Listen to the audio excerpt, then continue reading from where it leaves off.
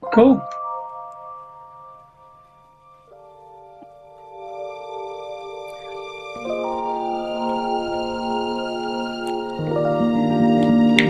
You ready?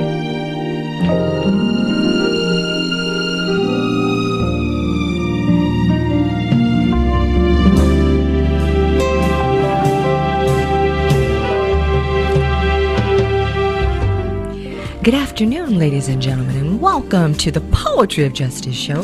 This is our very special edition, extra, read all about it, ladies and gentlemen. It's all about Paul Anthony Cooke this afternoon here in lovely Inglewood, California, aka the County of Los Angeles. And ladies and gentlemen, we have the amazing Paul Anthony Cooke coming to us live from London, and we are so excited and so blessed. So let me just let everybody know about the Poetry of Justice show.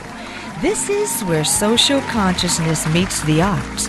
And what we do is we select topics that spark the interest and awareness of social diversity, ranging from arts, entertainment, and social justice at large, leaving our listeners thinking and saying, YikesRadio.com. Now, ladies and gentlemen, those are the very sultry sounds of my mentor, ladies and gentlemen. That is the Mr. Kevin Nash. And Mr. Kevin Nash is the owner of this proprietorship here at Accelerated Radio. And I always take the time to give a very special shout out to Mr. Nash, because were it not for his brainchild here at the Poetry of Justice show, it would be impossible for me to do what I so love to do here, ladies and gentlemen. So I just want to say that, and I got to give a very special shout out to our sponsorships, with all due respect, to none other than Lori G, the benefactor, aka Lori Ray Fisher, ladies and gentlemen. She is also the president of Gingy Productions and Entertainment Company. She also helps the wheels keep rolling here on this juncture. Ladies and gentlemen, a very special shout out to G Babies Catering. I want you to check him out, ladies and gentlemen, most notably on Instagram. That is my nephew, Chef Mac. Check him out, G Babies Catering. Thank you so much, ladies and gentlemen. And then just a couple more, ladies and gentlemen, very special shout outs to one more sponsorship, actually two more. We call him the man of steel around these parts, ladies and gentlemen. That is WMPJ Steelworks. If you want some steel work done, and we're talking about structural steel welding, ladies and gentlemen. We're not talking about bars on your house, but just check him out, ladies and gentlemen. You also want to check him out at APS Muscle Cars, ladies and gentlemen. He builds hot rods, he builds low rider, he builds Harley Davidsons from the ground up. Or if you got something you want to do an LS swap, he'll do that for you too. So that's it, ladies and gentlemen. I just wanted to knock that down for us, but I just wanted to let you know, special edition tonight, what they say, extra, read all about it right here today, ladies and gentlemen. We got none other than Paul Anthony Cooke, and I want you to know who this gentleman is. This gentleman is the founder, one of the creators, everything I want to say, none other than about Sade. But I'm going to just introduce him, and I'm going to let him take control, and me and him are just going to have a great time. How are you doing tonight on your time, Paul Anthony Cooke? Hey, really good. Nice to meet you, Jackie. Finally, we get to speak. Yes, I know. This is an honor and a blessing, right? It is. It just is. And so I have pages of notes. Rashid and I have spent the last hour jointly going over more information, and I'm just going to dive in tonight. So, if you don't mind, Paul Anthony Cooke, born December 18th. That makes you an amazing Sagittarius. So I just wanted to put that out there into the atmosphere. East Hull. I'd like to know, what was it like as a young lad growing up in London? Yeah, I mean, East Hull is, I actually grew up in northern England, which is 200 miles from London. But when I was a teenager, I moved down to, very much like Charles Glenn did, I moved down to London to Hackney, which was a predominantly black area in London. Okay.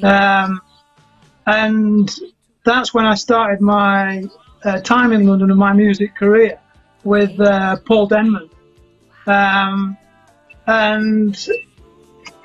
that's kind of when I learned, where I learned everything about culture, music, and so on and so forth, especially black music, because obviously I was in Hackney, predominantly black area, and we used to have like dub parties, so dub battles, which were the early reggae thing with sound systems. We'd go to Dalston Junction, and there'd be a lot of battles with sound systems, like two opposing sound systems, firing music at each other. So they were my sort of formative days in London, getting to grips with the sort of reggae and dub culture, King Tubby, Scientist, people like that. So that was a cool place to hang out when you're 17. But that's where we had to be to. It was the same when Charles left Nashville and went to Los Angeles. The same thing for me going from a northern city to London. Mm-hmm. Everybody gravitated towards London to make your fortune. Okay. You know, that's where the streets are paved with gold, right? money, money, money. Yeah, that's right. That's, you know, fame, fortune, money, that's where it happens. But invariably, when you get into it, it's not the case. It's far from it. So I think the original band, the same deal with Charles Glenn was the same deal with us. We went down with a 3-piece band. After about a year, we just decided we didn't even get one gig, I think, in London together. The whole band collapsed. I don't know what it was to do with. It was to do with London. We all had to work. We had to survive. Mm-hmm. So the whole sort of creative vibe disappeared, and the music disappeared as well. It was weird. And Paul Denman and myself stayed behind. The guitarist went back home with his girlfriend. Mm-hmm. And then Stuart Mathewman came from the same city. We used to play with Stuart in bands in Hull, in the same city. And I connected with Stuart, and I auditioned for a jazz funk band called Pride. And we got the job, because we were brilliant, of course. And Stuart said, well, what's Paul doing? And Paul was about to go back to his job in the factory in Hull. He was going to give it up, everything, musical. And I said, well, I know where he lives. We'll go and see what he's doing. And we invited him to audition, and he got the job. So the 3 Hull guys were more or less the sort of backing band of this jazz funk band. And in the jazz funk band was Helen Adu, who was to become Sade. And I remember it was a weird meeting. Myself and Stuart got off the bus. We went to the rehearsal studios. We were walking down the street, and she was just stood on the sidewalk, as you guys call it. And we saw this sort of black girl standing there, and we thought, okay, maybe this is one of the singers, jazz funk band. Looks about right. And yeah, that was Helen. That was the future Sade in waiting, and she was waiting for me and Stuart. And that's the first time we met as the 3 people. And then obviously we brought Paul in. Paul just blew him away with what he could do.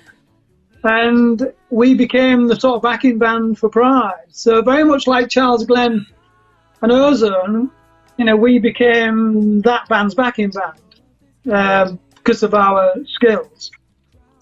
And then within Pride, we started working with Sade, Helen, and we started writing music. Mm-hmm. And we used to have this kind of scaled down set, like a jazz set, because myself, Stuart and Paul used to have a jazz group called PSP, Paul, Stuart and Paul. PSP. So, and we used to play stuff, covers like Peter Gunn, lots of sort of crazy jazz stuff. So Helen, being into jazz, wanted to get in with PSP. Mm-hmm. So Stuart started writing with her, and I think they came up with a few songs, Cherry Pie, Your Love Is King, things like that. And we just started rehearsing with Pride and Sade as well as like a small scale down set. And when we played live, people just went crazy for Helen. You know, it was like, what is this? And you know, I think eventually, I think it was Jack Stevens from RCA Records. We used to play Ronnie Scott's a lot of gigs in London, and we were kind of like one of the hippest bands in London at the time. You know, because we didn't do the 80s new romantic thing. We didn't do the sort of wild 80s clothing. We were kind of, I mean, I wore, you know, like a black wool top, herringbone tweed trousers. Helen would have a backless dress, you know, black or white. That was it, black or white. Yes. With her earrings, yes. And everybody looked quite cool. So we were, you know, the archetypal sort of hipsters, the sort of jazz crew. You know, that was the image we had. Yes. So in the middle of all this crazy 80s fashion and stuff going on, we were like this cool thing running through the London clubs, and people going, "What's going on?" Oh my God, what is happening? What's this smooth operator? Like what was going on at U4 Club? What was that? Those experiences like? U4 Club. Well, that was the sort of back end of my time with Sade. We'd just done the album Diamond Live. We'd just finished recording that. It's the first time we got on a plane as a group. We were like real jet setters then. You know, we'd gone from the clubs in London to getting paid to go into a recording studio by RCA. We'd just done the final mixes, and we had a show in Vienna just to test the set out. I mean, because it was a new set. We'd gone from being like a jazz crew, like your jazz, normal sort of hip sort of jazz crew, to this commercial product. You know, we'd become Sade, as you know now. Oh my God. You know, and so I had to spend 2 weeks with a metronome in the studios, learning all the new tracks. You know, because some of them were quite new to me. I mean, Smooth Operator was quite the same. Smooth Operator never changed really, but some of the tracks changed quite a lot in production. Okay. So the U4 in Vienna was a chance to just try everything out. Yes. So we flew over. We had 2 or 3 days in Vienna to acclimatise, and it was a brilliant night, and people just went crazy. Can you explain the euphoria? What is that like when you are on stage just doing you, and to feel that energy and vibration coming back from that crowd? Please, if you just can, for me, Paul.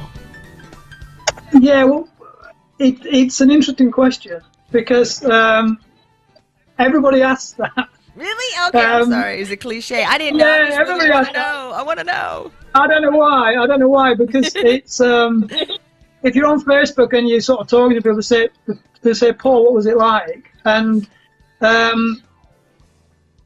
you know, you cannot explain that situation to people. It's very hard to put into words. I understand, but I respect and. Okay. You know, it's just one of those things that you experience, and to be honest, it becomes quite normal. That's the beauty of it, right? Oh my God! Well, I think, you know, you've got to get to a certain level, and I think Charles Glenn and Rodney Trotter will back me up on this.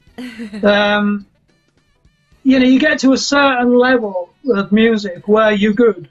Right. And then you become really good, and you get onto this sort of plateau where you know you're good, and you hit the clubs, and it's a kind of a natural feedback that what you're doing, you know, is good. You know you're going to get that feedback. You know what I mean? I do. So it's kind of one of them vibes you expect to get, like any successful famous artist. Okay. And if it doesn't happen, then that is when the problems start. You know, that's when the problems start. That Because, is so true. you know, obviously, it's a meter. You know, it's like like a quality assurance sign or something to say this is first class, this is spot on. Yeah, So you right. know kind of when you've hit the mark. You know what I mean? I do. And I think the interesting thing with the live thing is you can actually work it, and a lot of American artists are good at that. Not so much the sort of European artists, but Americans know how to work that. And we had a similar sort of vibe going on and deal with Sade, because we do all these very sort of beautifully crafted jazz songs. Yes. And, you know, it's very controlled. And you're doing it for a purpose. You're doing it to get to people. And to help heal the world. And, yeah, and you're not kind of going out, it's not full energy, so it's very crafted, it's very careful, very rehearsed. This is all designed. And then we used to have a breakout thing with a jazz band, where we'd do a thing called Snakebite, which actually went onto the back end of Smooth Operator on the first album, Diamond Live. So Snakebite is an idea of what the PSP jazz band used to sound like when we used to play live. That is kind of the band, and captured on Diamond Live. But when we used to break out into that, obviously there was a different vibe, a different dynamic, and people would suddenly go from being serenaded by Helen to suddenly getting us blasting our thing on stage, and then the place would start to rock. And again, we designed that in the set to happen like that. That's what we did. And then obviously, Helen would be sat near a piano somewhere, just lounging about. Everybody was still watching, and then she'd stroll back on, and we'd go back to that cool vibe again. Do you know what I mean? So it really worked well, and that's what got the attention of the record company. But yeah, so U4 in Vienna was that staging ground for the first album, and the audience reaction was unbelievable. We kind of knew then. I think everybody knew then that we'd done something good. You see, it's a very interesting situation being in a band and recording something like that. Wow. Because at the time you're not aware of it being any good, right? As such, right. It until you get that feedback from the first gig, you don't know what it's going to be, what people are going to do. But there are many butterflies, Paul. Guess what? We have a caller for you, sir. We have someone on the line who would like to speak to you. Yeah. Okay. Right. Hello. Thank you for calling the Poetry of Justice show. We were here. Thank you for calling. And who's on the line tonight? Uh-oh. Hello? Caller, are you there? Yes. Awesome sauce. Who do we have on the line today? You have Rodney Trotter, the singer of Ozone. Rodney Trotter. How are you today, Mr. Trotter? I'm doing fantastic, Wanted to just come in and say hello to my dear friend, Mr. Paul. How you doing, Paul? Yeah, pretty cool. How about you? The voice of Ozone.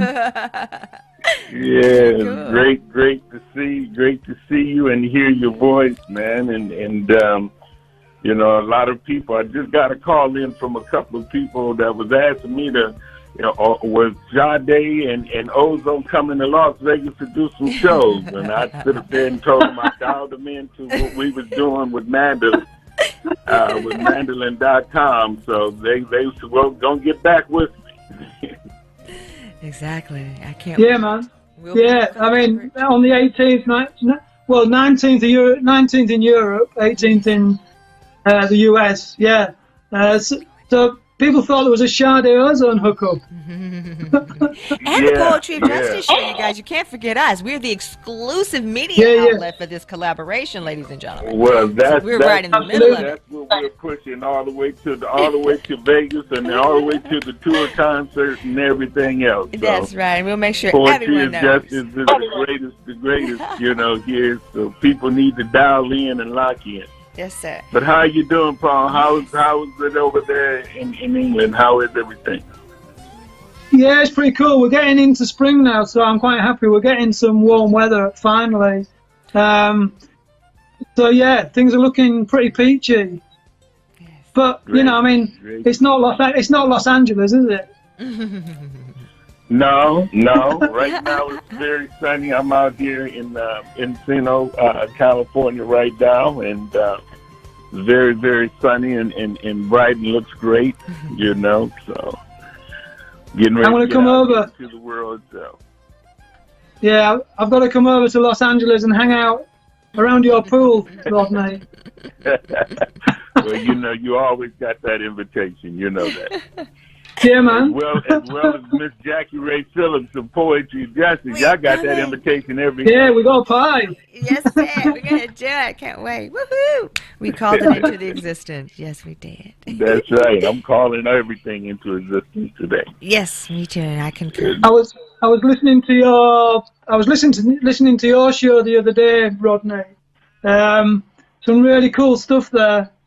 I didn't realise you were so transcendental. Well, I can get animated when it's time to. Yes. But there was a lot of Yeah, it was cool. Yeah, we received a lot of great feedback. A lot of great feedback from that show. We did. Yeah, it's cool. Yeah. Yeah. Well, you had some good things. Yeah. Well, I just wanted to, stop in, say hello, and to give my blessings. And looking forward to, everyone to be dialing in with us this Saturday there in the UK, as well as on the 18th here in the United States. So we're getting a lot of great feedback. Jackie Ray and the Poetic Justice Show has really been pushing along with Funk Fellows and everybody else. I mean, we have been getting great response, and I just want to thank everyone for the blessing and everyone for the support that they're giving us, and especially out to Sade, TM Management. You guys, y'all the best, and thank you for everything that y'all doing for us as well, Paul. Yes. It's a pleasure. I'm blessed, Rodney, by meeting you guys, This is an awesome collaboration. We're pushing, so we push together. We shall succeed together, and we shall be able to bring the funk back and bring true concert music performances live to the city. So we're looking forward for the live tour.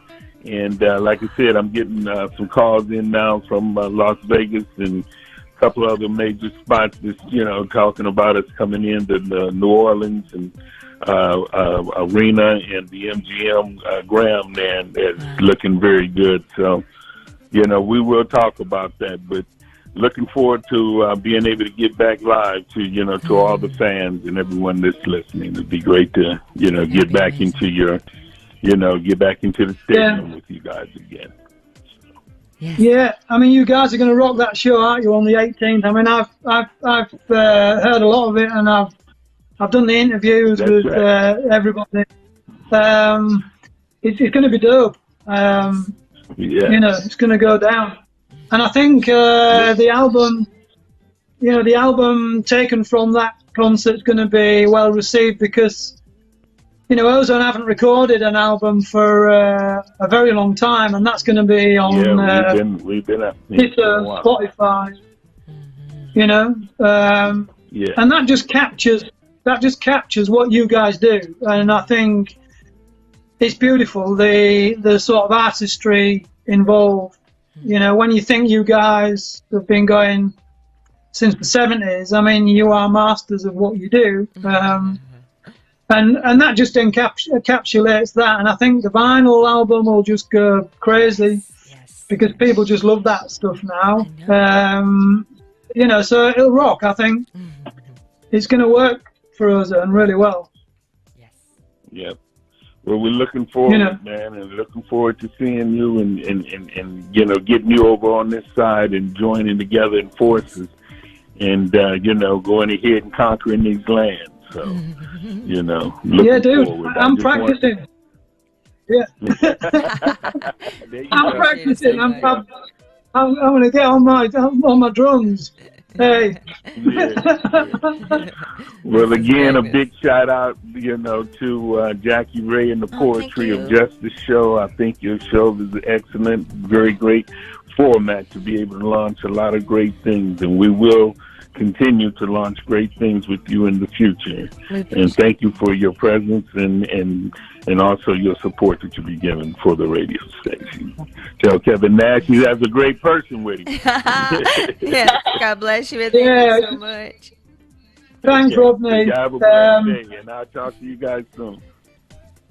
Okay. See you at the VIP party. Yeah, we'll see you at the VIP. Yeah. See you at the VIP party. Yes, you will. All right. You got it. Have a blessed day. Talk to you too, soon. sir. Yeah, thanks, Rodney. Take care. That is good. The VIP party, 18th of March in the USA, 19th of March Europe. So after the show, it's $20. You can get to speak to Charles Glenn, Rodney Trotter. You can talk to him about the music, about Ozone, anything you want. You can hang out with these guys live and direct. From your homes, you can speak to the stars. Isn't that amazing? Now, I'm going to try and get there myself, but it's going to be, I think, 6 in the morning for me. Okay. So I might still be in bed, but I'm going to try and join the party anyway. You have to join the party. From bed. We got to keep the magic alive. It's that new funk. You know what I mean? You got to do it now. What you always say, be there, be square. Be there or be square. I'm going to party on down from 9 o'clock your time to 6 a.m. my time. Okay. We'd appreciate it. It's going to be an amazing time. Sade TM. Can you give a little more description on that and how the creation of that for you, Paul, if you don't mind? Yeah. Well, that's breaks down as song and dance essential. Wow. So you hear that? That's song and dance essentials basically.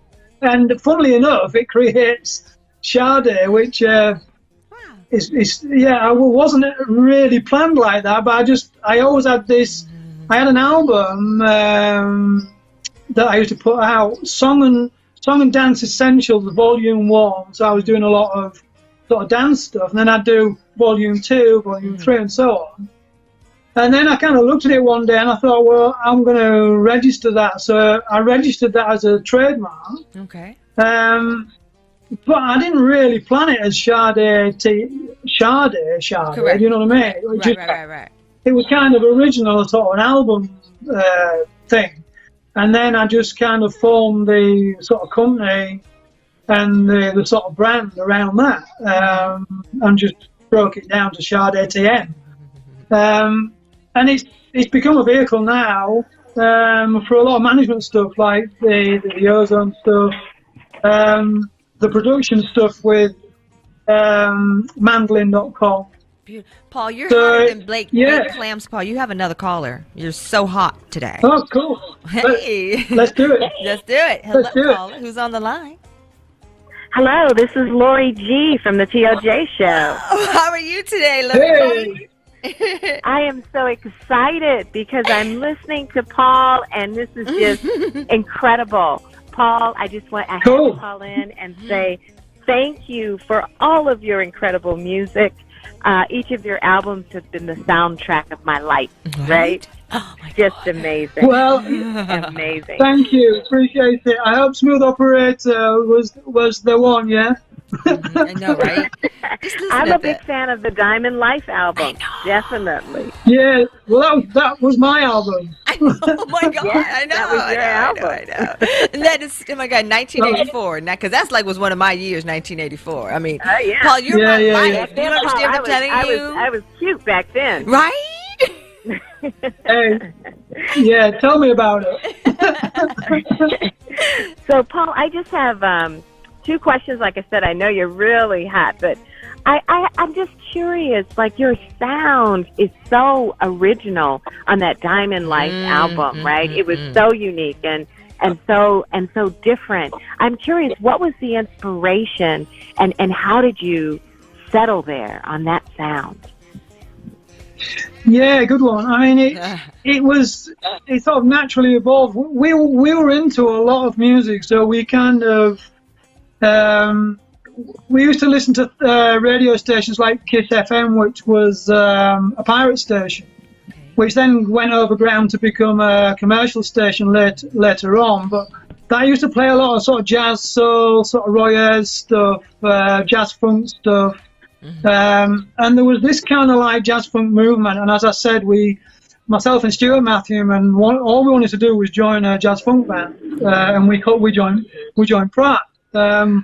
So we kind of had this vibe going, but kind of what we didn't realise was that we were playing and listening to Charles Glenn's music. Well, we were, and what we were doing is we were sort of listening to. No doubt we were listening to Ozone and Fatback Band and all these type of acts from that era. And we were kind of turning it into what was British jazz funk. So it was a very, very much in London at the time, a melting pot for sort of jazz funk. And that drew in all the sort of black music from the 70s. And then we kind of, you know, as white guys, we're trying to assimilate it, and we came up with this kind of hybrid, really, with Sade, and then obviously Sade had her own ideas. She was very much into sort of Billie Holiday and a lot of sort of really old school sort of jazz stuff. So you know, she was kind of driving that agenda. You know, myself and Stuart were sort of still in the jazz funk groove, with Paul popping away on his bass guitar, and she was kind of bringing in some amazingly crafted songs like Cherry Pie, for example. You know, which would just give us that class act that we were looking for. So it was very much driven from the songwriting, initially from us being influenced by all these amazing American bands of the past, and trying to emulate them, as I've spoke to sort of Rodney and Charles about. And then the sort of UK created its own version of that kind of early black scene in America. But then I think the genius behind Helen was her writing. So she had this amazing knack of writing a lyric. If you remember Sally on Diamond Life, Frankie, Cherry Pie, I mean the lyrics were amazing. And I think her bringing these sort of vehicles to us was like 3 wild guys who just wanted to play jazz funk. She kind of tempered that metal, if you like, and got the best out of us, you know, because she was leading the band. And she kind of knew what she wanted from the beginning. I think she knew the influences. She knew the kind of style and the look she wanted. And, you know, she was leading the show from the front, definitely. And then obviously, you know, as I said, Jack Stevens from RCA, he met the manager and said, look, I think, you know, Sade needs to be pulled out of Pride. And RCA are interested if we can get the small band Sade from Pride. There's a deal there for you. So that's how we got into recording the songs in the studio, paid by RCA. So RCA more or less paid for the first Sade album, and it was a done deal, you know. But yeah, so the answer to that is, the sound came from kind of a mixture of our ambition of wanting to emulate people like Ozone and things like that, and Parliament and Funkadelic, you want to get close to that, to meeting somebody like Helen, who had this vision of what she wanted to be as a star. Right. You know, and that goes where and she took that from there. You know, once the first album hit and it did 10 million, I think she knew she got it right. Pretty much, Lolo. Pretty much, you're on the right track. You know, and then she knew she got it right, and yeah, absolutely. And so I would like to be the first that comes out to support Rodney Trotter in an Ozone Sade team collaboration. I know. That's going to be off the chain. Incredible. That would be off the chain. Is there any hope for that? Well, yeah. I mean, I think I'd be blessed if that happened, because obviously Rodney and Charles are my heroes. We all have heroes, and Charles Glenn is mine. Being a drummer, you know, meeting the best bass player in the world and then becoming his manager, I'm incredibly blessed. In my life, you know, there's been some amazing things happen. One, I was a part of one of the hippest bands in London, Sade, for quite a few years, and secondly, meeting Charles and Rodney. So, yeah, I mean, if that collaboration happened, I think, we'd knock it out of the park, definitely. Absolutely. You know, so, absolutely. Yeah. Well, thank you watch so this space. Thanks for taking time to talk with me. I don't want to monopolize you, but I had to call in and say thank you for all of my beautiful memories. You are incredibly talented, and it has been an honor to have these few moments with you. Yeah, thanks, Laura. Appreciate it. Have a good evening. Be well. Okay, bye-bye. Yeah, take care. Paul, I was just going to give us a little bit of a time point checking, because I just want to let everyone know that I had to get this interview, and so I squeezed it in at the station, but at the end of the day, we've got about 10 more minutes together before I need to conclude us, Paul. So I just wanted to... Let's talk about, or you want to let everyone know about the most hot topic things. I know you're an author. We can talk about some of those books and where all of our listeners and your fans can go to pick those items up, as well as mandolin.com, March 18 and 19. Over to you, Paul. Yeah. So obviously we've got this amazing show with Ozone, Rodney Trotter on vocals.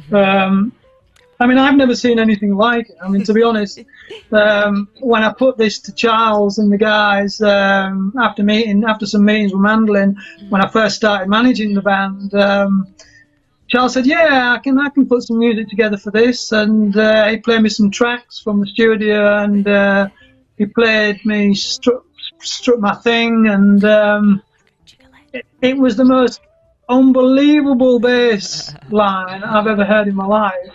And I've heard some serious bass players. I mean, you know, I used to sort of listen to a lot of jazz when I was a kid, and that was kind of where I came from. I was a sort of jazz background.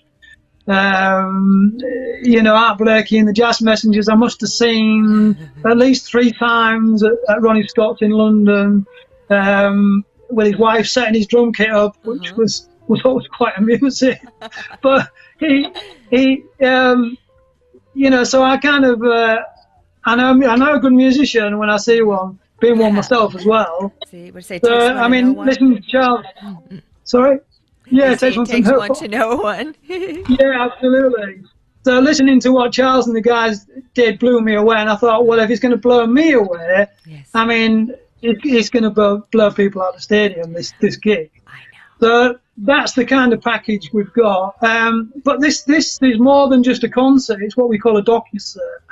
So there's me talking to Charles and the guys about the music and the songs, drilling down into, you know, Bobby Nunn, Billy Preston, Tina Marie, and how all these things, amazing things happened. Like there used to be a thing called the Ozone House, where the Ozone House created all the sort of music and vehicles for all the stars, and it was a 24/7 production line of music. And Ozone were the band. So, I mean, that's how influential these guys are. Yes, sir. But then, with Rodney as well, Sir Nose, Funkadelics, Parliament. I mean, Rodney was a god to me when I was a kid. Right. And so, I've got to meet him now, and I'm actually managing him, which is, again, off the wall.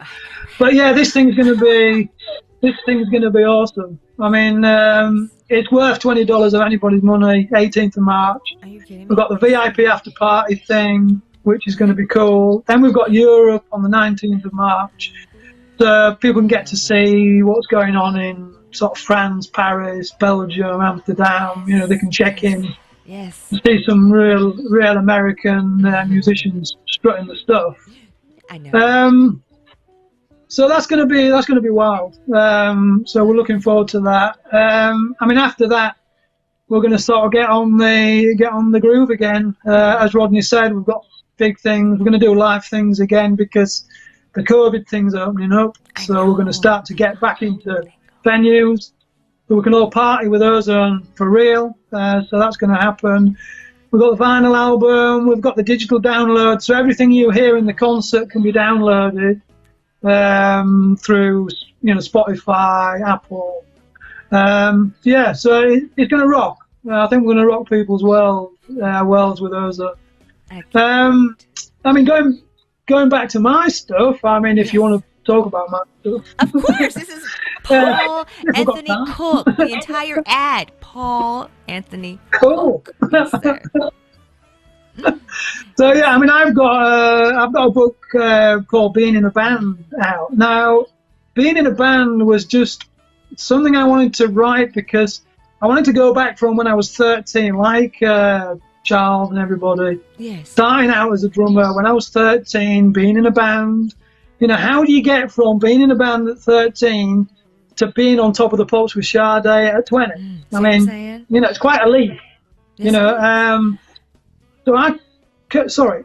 Yeah. I was just going to ask, do you base that on a higher calling? I mean, you're just a star. You know what I'm saying? And I have heard a lot of people say, stars are born and not made. Do you just go on ahead and accept that royalty, Paul? Or is it that too...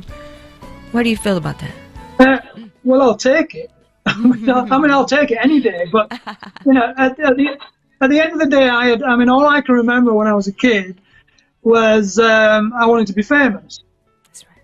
Yeah.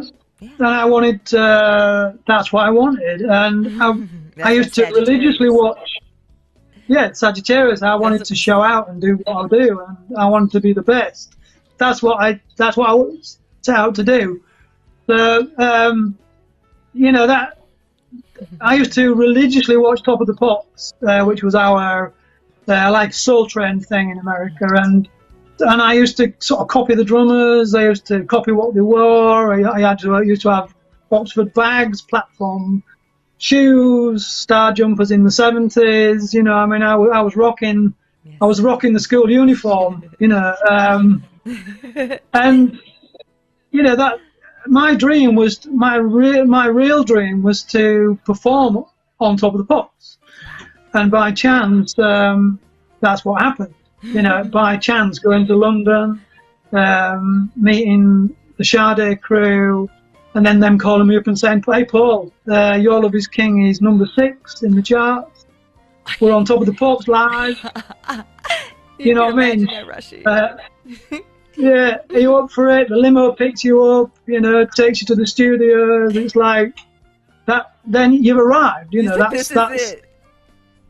That's your dream come true. So, and it was kind of game over for me when I did that, because it was like that was my dream when I was a kid. I wanted to be famous. I wanted to be in a band.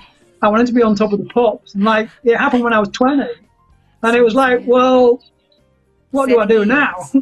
It was a 7 years. See what I'm saying? The number 7. 7 is a great number. 7 years, yeah. It was that manifestation. 7 years. And you saw That's it. Right. And That's you right. took it. And you made it happen. Yeah. I dreamed it. I kind of dreamed it. And it came true. And, I was blessed with the people I met. Paul Denman, initially. Yes. Then Stuart Mathewman, who kind of got me the gig with Pride, and then obviously the great Helen Adu, herself, which manifested that sort of opportunity, and all the great people involved in making that happen along the way. So, yeah, it was exciting and brilliant times being a kid, you know. Thank you, Paul. I'm so sorry, but we are at our time. Paul, I do appreciate our time together, but yes, I have a question for you. Can we collaborate a part two? May we collaborate a part two of you coming to the show? Yeah, let's do it. Okay, and then let's do it. Yes, okay.